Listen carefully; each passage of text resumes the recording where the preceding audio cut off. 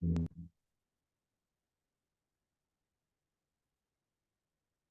buenas noches, señores y señores. Bienvenidos al desarrollo de la presente clase. Un gusto poder compartir con ustedes esta nueva actividad correspondiente a la materia de ciencias sociales.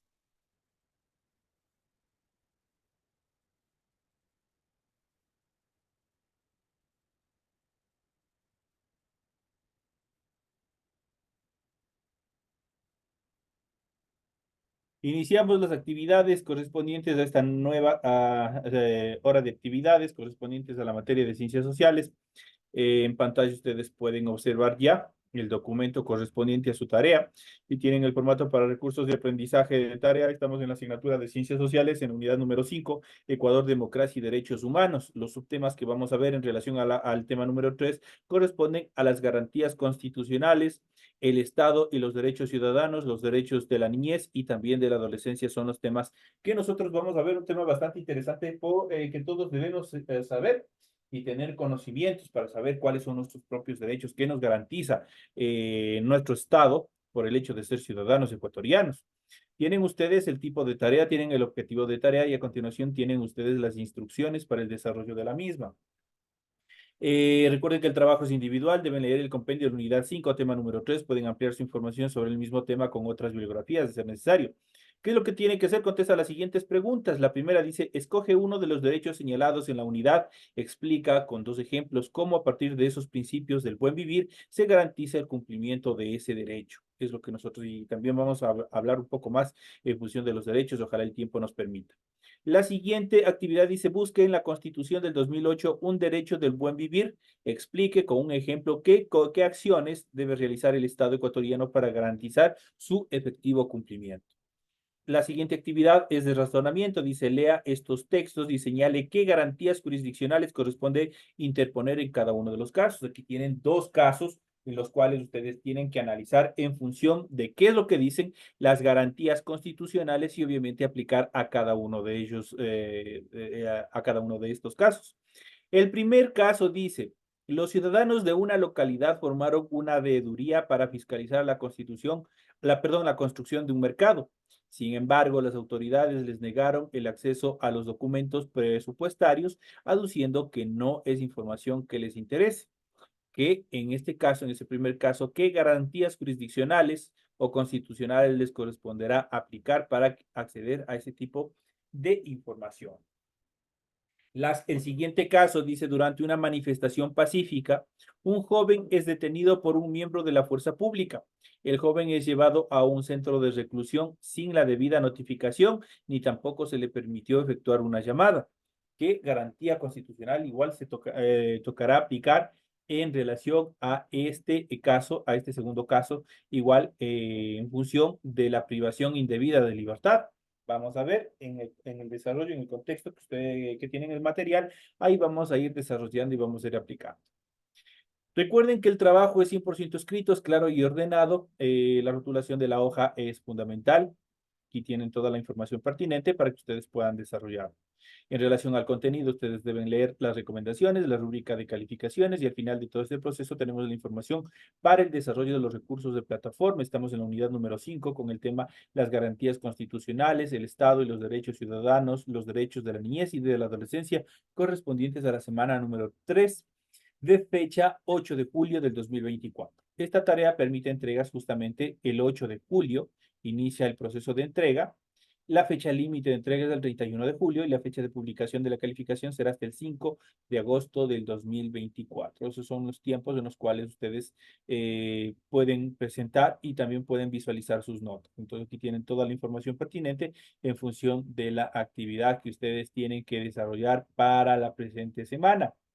Una vez que ustedes han podido observar, se les ha podido explicar el contexto y el desarrollo de las actividades que tienen para la presente semana, iniciamos con el desarrollo de este tema, que son las garantías constitucionales. Las garantías constitucionales son derechos o libertades fundamentales que la Constitución reconoce a todos los ciudadanos con la finalidad de prevenir la vulneración de sus derechos y exigir el cumplimiento efectivo de los mismos. La Constitución establece que cualquier persona o grupo de personas, una comunidad, un pueblo o una nacionalidad y la naturaleza podrán interponer las acciones previstas en la ley. Entonces aquí tenemos que razonar. Dice, la Constitución establece que cualquier persona, individuo, de manera individual o de manera grupal, un grupo de personas, una comunidad. Recordemos que también nuestro Estado reconoce dos tipos de estructuras que están construyendo nuestro Estado, que son el pueblo y las nacionalidades indígenas. Ellos también tienen la posibilidad de interponer cualquier tipo de acción prevista en la ley. La naturaleza es un sujeto de derechos y por ende cualquiera que dañe, cualquiera que destruya, altere su estructura, su ecosistema, también debe ser sancionado tal como lo determina la ley orgánica de la naturaleza. En este sentido, podrán también interponer las acciones previstas en la ley. En cuanto a los tipos de garantías, nosotros tenemos cuatro tipos de garantías dentro de nuestra Constitución.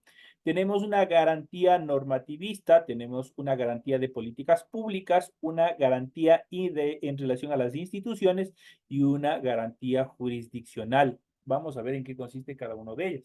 La primera que corresponde a las garantías normativistas, prácticamente que es lo que permiten son en relación a la normativa, en relación al derecho. Son mecanismos que buscan garantizar el carácter normativo de la Constitución y asegurar que se garanticen y respeten los derechos establecidos en este cuerpo legal. Eso es lo que hacen las garantías en función normativa. En cuanto a las garantías de políticas públicas, estas obligan a que todas las autoridades, personas y actividades deban sujetarse a lo que diga la Constitución, especialmente en lo relacionado a los derechos humanos. Obligatoriamente tienen que cumplirse. La siguiente garantía jurisdiccional obviamente corresponde a las institucionales. Estas garantías jurisdiccionales aseguran la existencia de instituciones y organizaciones que caracterizan al Estado ecuatoriano y garantizan su institucionalidad. Todas las instituciones. Esas son las garantías institucionales. Y en cuanto a las garantías jurisdiccionales, estas hacen referencia o tienen como finalidad la protección eficaz e inmediata de los derechos reconocidos en la Constitución. Entonces, aquí tienen ustedes en cuanto a los tipos de garantías constitucionales que existen o que están establecidos en nuestra Constitución. Tenemos las normativas, las de políticas públicas, las institucionales y las jurisdiccionales. En este caso, nosotros vamos a ver las garantías jurisdiccionales. ¿En qué consisten las garantías jurisdiccionales? La Constitución ecuatoriana reconoce 6 garantías jurisdiccionales y tenemos, muchos de ustedes tendrán conocimientos porque de pronto empíricamente alguna vez alguien sufrió algún tipo de violación en cuanto a sus derechos y necesariamente se tuvo que aplicar cualquiera de estas garantías jurisdiccionales. La primera tenemos la acción de protección. Vamos a ver cuándo y mucho se habla sobre esto, sobre la aplicación de acciones de protección. Luego tenemos la acción de habeas corpus. Luego tenemos la acción de habeas data. Vamos a ver en qué consiste cada uno de ellos. Y tenemos a continuación la acción por incumplimiento. ¿Cuándo se aplicará la acción por incumplimiento? Ya vamos a seguir viendo, vamos a seguir analizando. Y por último tenemos la acción extraordinaria de protección. Vamos a ver cuándo se aplica cada uno de ellos. En relación a la acción de protección se emplea cuando la vulneración de los derechos provengan de políticas públicas. Eso quiere decir que provenga desde el sector del Estado. Por ejemplo, ustedes han escuchado cuando un trabajador del Estado, del sector público, ha sido despedido injustificadamente. Ahí se tiene que aplicar una acción de protección en la cual por diversas características, invocando al código laboral, invocando al código penal, de ser así necesario, obviamente se aplique una acción de protección que busque la protección de los derechos establecidos en la Constitución, obviamente, y que se repare los daños provocados, obviamente, por esta inobservancia en relación a las políticas públicas. En cuanto a la acción del habeas corpus, la mayoría habrán aplicado alguna vez o habrán escuchado este tipo de acción. La acción de habeas corpus como garantía jurisdiccional protege el derecho a la libertad de quien se encuentra privado de ella de forma ilegal, arbitraria e ilegítima. Por ejemplo, el caso el segundo caso, creo que era, de lo que tienen en su tarea, cuando a este joven, dentro de una protesta pacífica, fue detenido por miembros de la fuerza pública, pero nunca se notificó a la autoridad competente, nunca se le notificó a él, eso quiere decir que nunca se le leyeron los derechos, tal como ustedes han visto en las películas, cuando el policía les dice tiene derecho a permanecer callado, tiene derecho a un abogado, tiene derecho a una llamada y tanta cosa más. Esos son obviamente la información requerida. Y también se le violó el derecho a la comunicación, pues obviamente se le mantuvo privado. Entonces, en este caso, se le podría aplicar la acción del habeas corpus para que ustedes puedan tener una mejor idea. Ya les doy una pauta, qué es lo que pueden hacer en uno de los casos que ustedes tienen ahí. Tienen la siguiente que se me había pasado, que es la garantía jurisdiccional correspondiente a la acción de acceso a la información pública. Ojo, este es a la información pública. Aquí nosotros tenemos dos tipos de acciones. La primera dice acción de acceso a la información pública y acción del habeas data. Vamos a ver, ambos tienen acceso a la información, pero tienen una particularidad. Y vamos a ver qué dice la primera. En cuanto a la acción del acceso de información pública, este garantiza el acceso a la información que existe en archivos y documentos, pero obviamente ¿de qué? De carácter público, que sean de dominio público o que involucren beneficios públicos. Ahí se aplica la acción de acceso a la información pública. Esa garantiza el acceso a la información. Por ejemplo, en uno de los casos que ustedes tenían en su tarea, ¿qué es lo que decía? Un grupo de ciudadanos habían formado una veeduría ciudadana, ¿no es cierto? Para buscar que se explique, que se les facilite los documentos en cuanto a la inversión que han hecho en la construcción de un mercado, creo que era. Entonces, ahí, qué es lo que dijeron los del municipio? Que esa información no les corresponde. Ahí están violando, obviamente, una de las garantías jurisdiccionales y por ende ahí se podría tranquilamente aplicar una acción de acceso a la información pública en la cual ellos obviamente van a ser sancionados, pero los ciudadanos, en este caso que formaron la veeduría ciudadana, ellos obligatoriamente tienen acceso a ese tipo de información. En cuanto a la acción de habeas data, se emplea cuando el interesado directo quiere cualquier información que exista, obviamente, pero ¿de qué? De sí mismo y por ende es una información privada, de sus bienes, de instituciones públicas o también de instituciones privadas. Eso quiere decir, por ejemplo, cuando ustedes quieren acceder a la información del récord académico, por ejemplo. No pueden ciudadanos de un barrio venir y formar una veeduría ciudadana y decir que quieren los documentos del compañero Pablo García, por ejemplo. Sería ilegal, inaplicable. ¿Por qué? Porque esa información es privada y solo le pertenece a la persona como tal. Entonces, la acción de habeas data se emplea cuando el interesado directo quiere cualquier información que exista sobre sí mismo, sobre sus bienes, en instituciones públicas y también en instituciones privadas. Por ejemplo, cuando de pronto quiere sacar uno o cualquiera de ustedes, compañeros, por ejemplo, quieren sacar una escritura. La escritura es de uso directo solamente del beneficiario o de la persona a la cual pertenece el bien inmueble. No puede ir a sacar cualquier otra persona. Entonces, ahí se aplica justamente el habeas data. En cuanto a la acción por incumplimiento, se utiliza para garantizar el cumplimiento de sentencias o informes de organismos internacionales de derechos humanos. Por ejemplo, hay autoridades que por algunas circunstancias fueron sancionadas, fueron se les estableció un dictamen a través de un juez, obviamente en relación a la violación de determinados derechos de personas, derechos por ende, derechos humanos. Y esta persona no cumplió, esta persona se hizo de oídos sordos. De cierta manera, se declaró en rebeldía. Ahí se aplica una acción por incumplimiento en la cual la persona que incumplió, como tal, obviamente va a ir a la cárcel, va a parar en la cárcel. Y por último tenemos la acción extraordinaria de protección. La acción extraordinaria de protección procede contra sentencias. Ojo, esto muchas de las veces los ciudadanos tienen una idea errada cuando ustedes han escuchado la etapa de casación.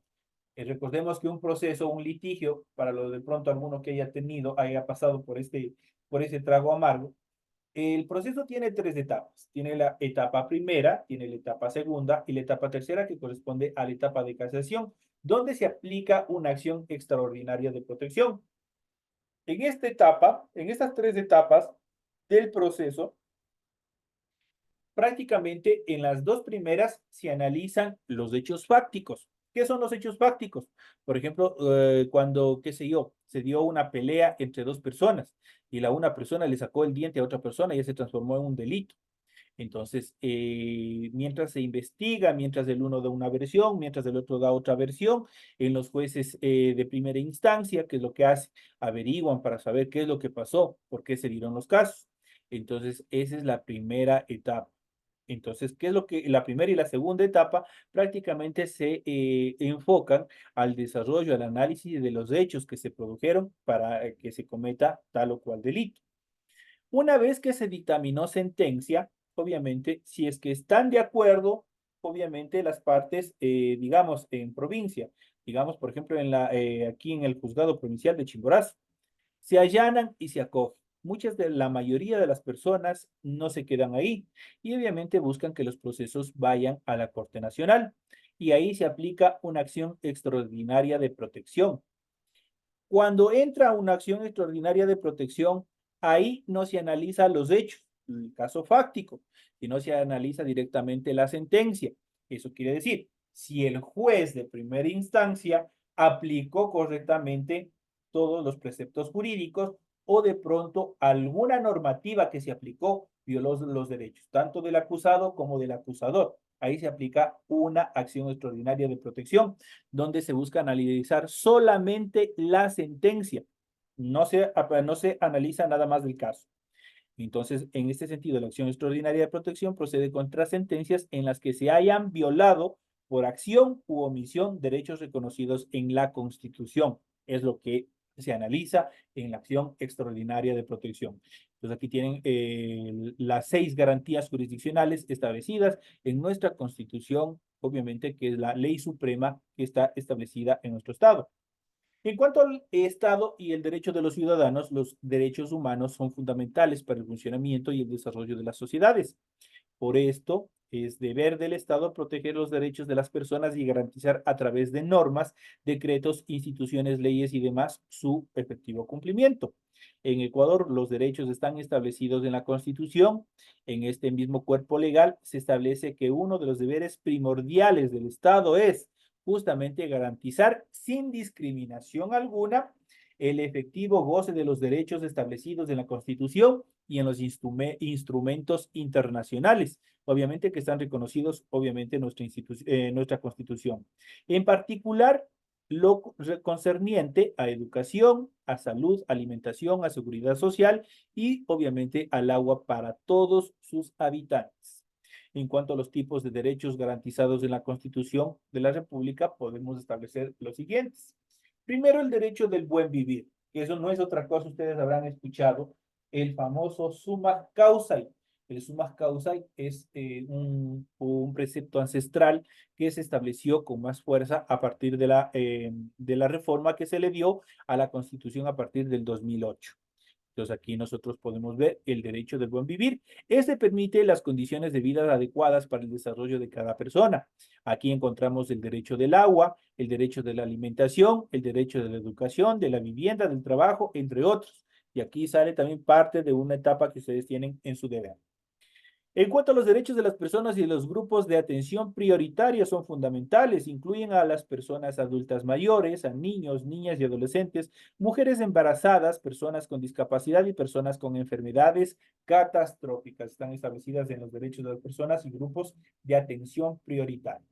En cuanto a los derechos de las comunidades, los pueblos y de las nacionalidades, se fundamenta en el reconocimiento de los derechos colectivos que promueve la preservación de su identidad cultural, territorios ancestrales y forma de organización social. En cuanto a los derechos de participación, que todos hacemos uso cada 4 años o cada cuando el Estado así lo requiera, hace referencia a la participación de los ciudadanos en la toma de decisiones. Se incluye el derecho a elegir, pero también a ser electo, desempeñar funciones públicas, la conformación de partidos y también de movimientos políticos. En cuanto a los derechos de libertad, se refieren a los derechos que garantizan la libertad de las personas para desarrollarse como individuos. Aquí se encuentran, entre otros, el derecho a la vida, a la integridad personal, a la igualdad, a la libertad de opinión, de credo, de asociación y también de tránsito. Aquí se encuentran establecidos muchas libertades que nosotros gozamos y aplicamos todos los días en nuestro diario vivir. En cuanto a los derechos de la naturaleza, se refieren al respeto íntegro de la naturaleza, su mantenimiento, preservación y restauración. Y tenemos a continuación los derechos de protección que hacen referencia al acceso a la justicia, a la defensa y a la protección especial por parte del Estado y de las entidades de justicia.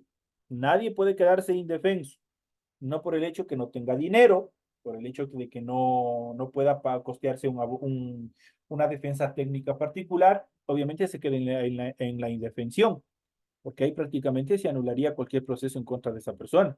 Por ende, el Estado le garantiza y le asigna un defensor público, el cual va a estar tratando de defender sus derechos en todas las instancias del proceso que así lo requieran.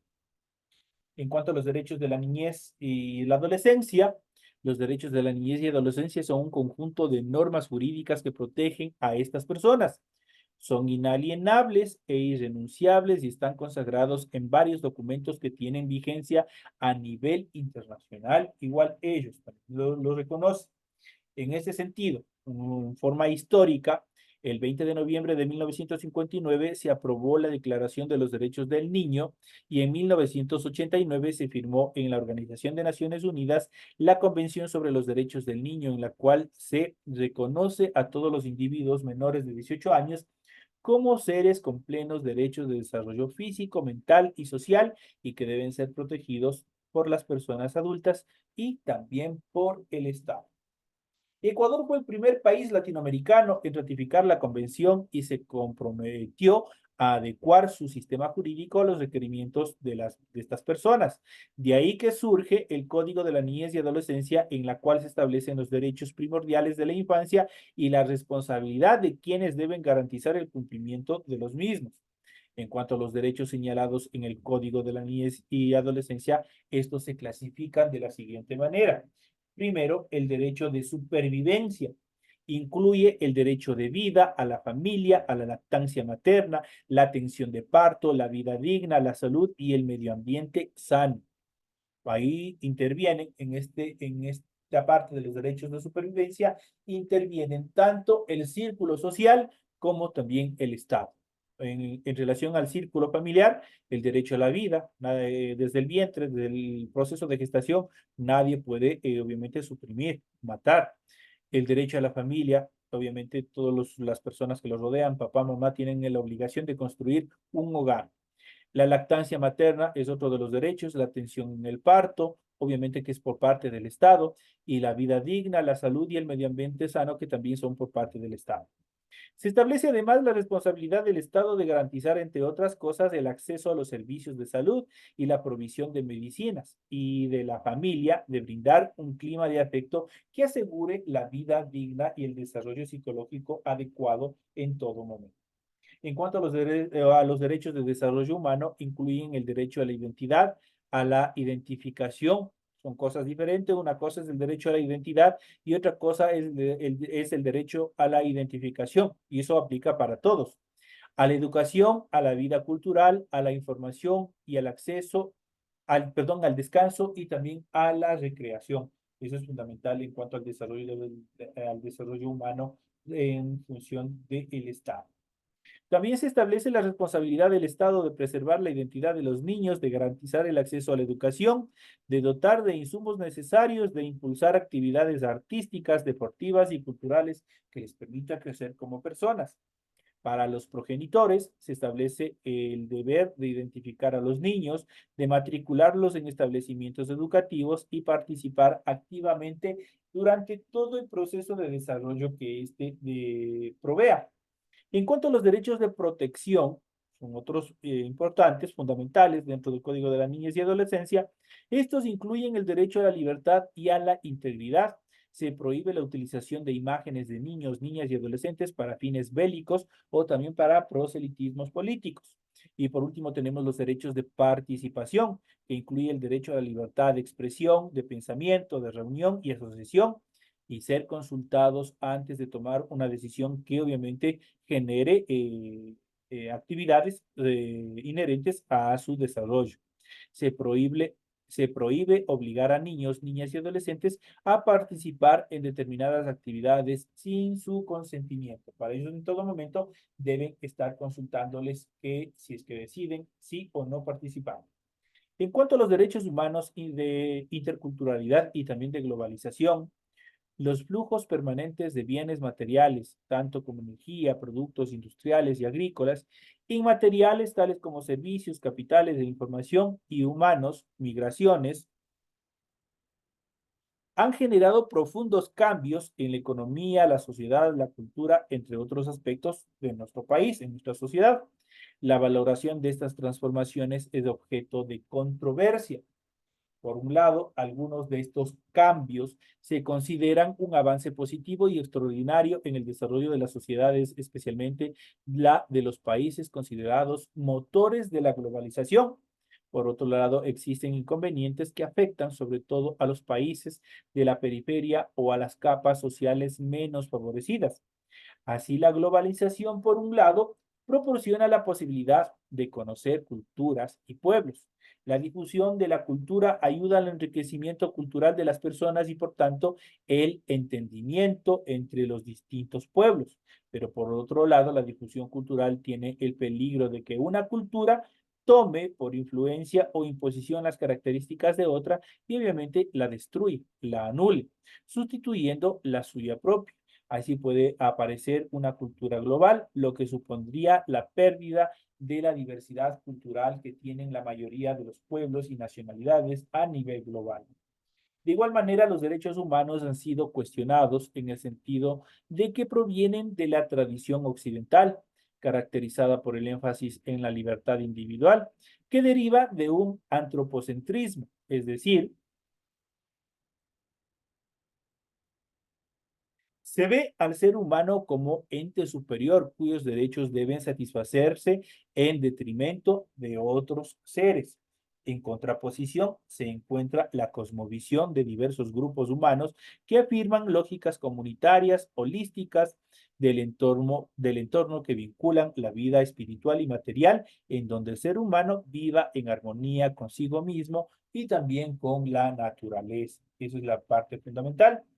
También la expansión de las TICs implica una reformación del concepto de ciudadanía, ampliándose al campo digital, enfatizando en los derechos que tienen que ver con el acceso a la libre información, al conocimiento y al uso responsable de todos estos medios que permitan crecer, obviamente, de una manera integral a cada uno de los seres humanos que utilicen todo este proceso de transferencia de información a través de medios tecnológicos o obviamente a través del tratamiento de la información conocidos como TICs.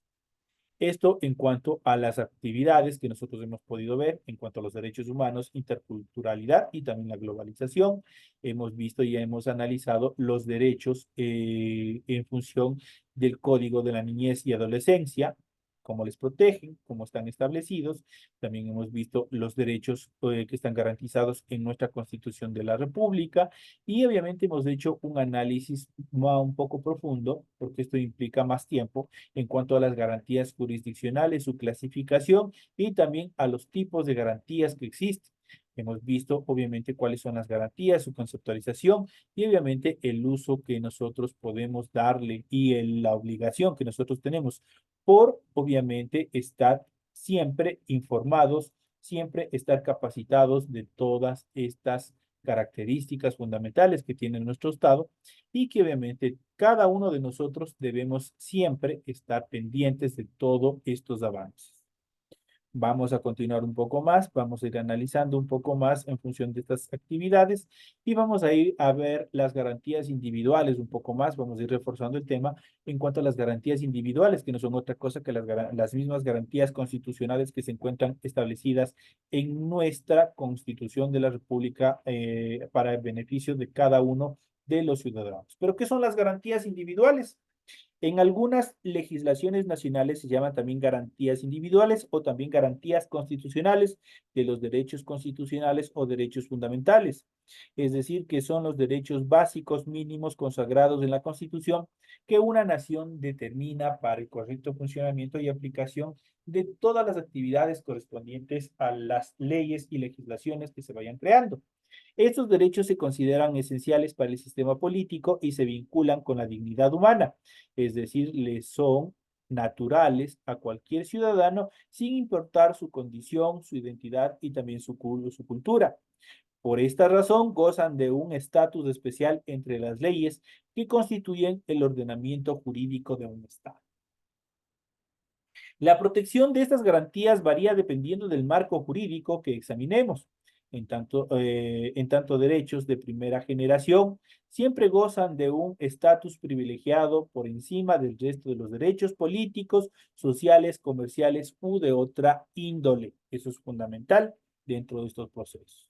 Los procedimientos y mecanismos para que ellos se encuentren ordinariamente descritos en la Constitución de cada país y son materia exclusiva de atención de un Estado. Y solamente él está facultado o el Estado está facultado en condiciones de consideración muy especial para suspenderlas, obviamente temporalmente, en caso de ser necesario. En cuanto a las garantías, las características de las garantías individuales, las garantías individuales son materia de derecho público subjetivo, de cuyo cumplimiento es encargado directamente el Estado a través de sus diversas instituciones. Comúnmente estos derechos son los siguientes. Primeramente, todos los derechos o todas las garantías establecidas en la Constitución son unilaterales. Eso quiere decir que el Estado los ejerce sin distinción y por cuenta propia. Son irrenunciables, en ningún caso un ciudadano puede despojarse de ellos o ser despojado por otra persona. Son intransferibles, las garantías atañen a cada individuo específico o él únicamente. No pueden transferirse a ninguna otra persona.